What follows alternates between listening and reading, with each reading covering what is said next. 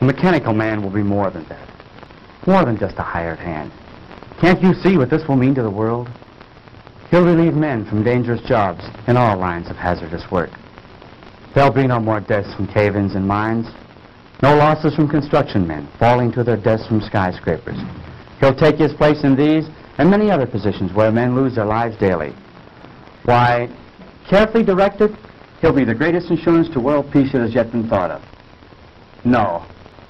I haven't invented this man to be used as a handyman around the house. Of course, I didn't mean that. No, Madge. The mechanical man will be the answer to our future national security. I'll build thousands of them. Can you see an aggressive country attacking any country which has an army of steel men who can't be killed? But, Dr. Morton, I thought you were interested in this purely from the scientific point of view. And I am. But if I can give the world more, I'll not stop there. Now, Frank, don't get excited. Believe me, my friends, I am not unduly excited.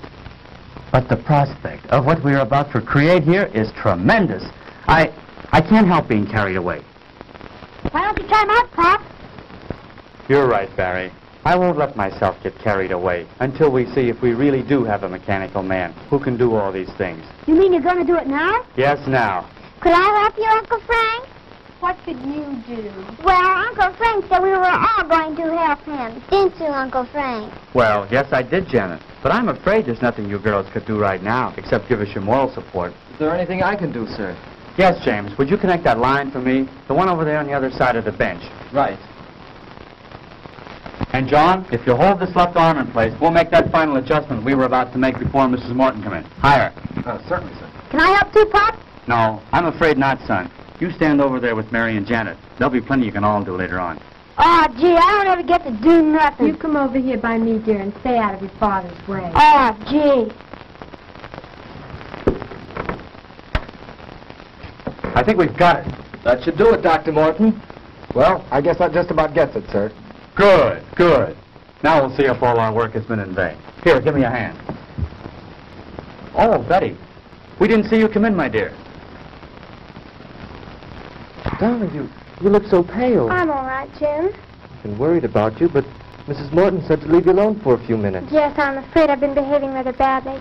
Everything seems to be getting on my nerves now.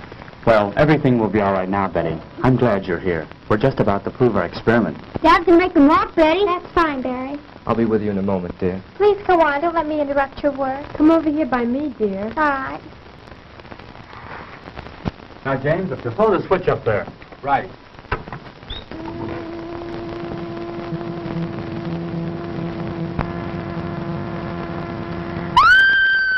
Quick, James, the switch. What is it, Betty? Tell us. It moved. It moved. Yes, I know. I was just about to set the man up and start him walking. But did you see that expression in his face? No. No, I don't know what you're talking about. There's no expression in his face, Betty. He's just a mechanical man. But he looked at me. I swear he was staring at me. There now, dear. You're all upset again. Come with me. Oh, I'm sorry, but I... Better take her upstairs, Madge. Give her a sedative. I will, Frank. Come with me, dear. All right. Shall I come along? No, James. I think it's better if we go alone. Dr. Morton, do you think that... No, she'll be all right, James. Now, let's get back to where we were.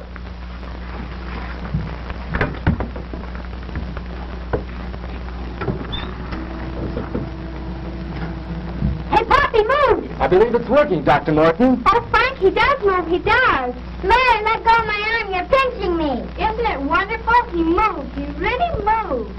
Now we'll see how he reacts to my directions. Oh, Frank, he almost seems human. Yes, this exceeds my wildest hopes. He's strong, too. Just feel the resistance in his arm. I can see what Betty meant now. I could swear I saw him sneer just then. That's nonsense. This is a man of steel, John. He has no mind, no willpower of his own. You're all overwrought. As you know, he's controlled by voice impulse. Take one step forward. Wonderful. Wonderful. Now walk forward. Return to the bench. I said return to the bench. Stop him, James. Back. Back to the bench. Oh, so that's the way you want it.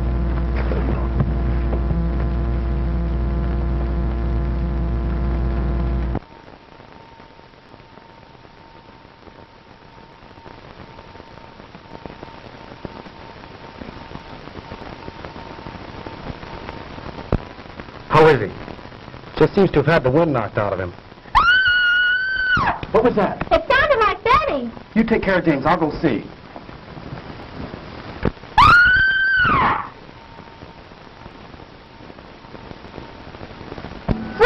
Frank! Madge, what is it? Oh, it was terrible, terrible. The mechanical man. What about him, Mrs. Morton? He came into the room where Betty was resting. Go on. And he scooped her up in his arms and he carried her off. I came running down here as fast as I could. Come on, John. We've got to stop that thing. Yes, sir.